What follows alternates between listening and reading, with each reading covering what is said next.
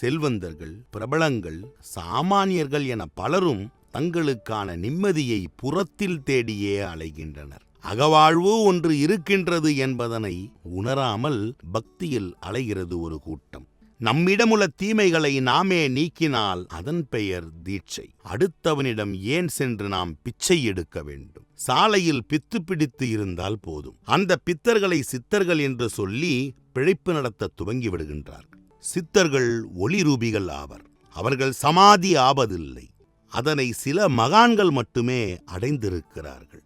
அவர்கள் மட்டும்தான் ஜீவ சமாதி ஆகின்றார்கள்.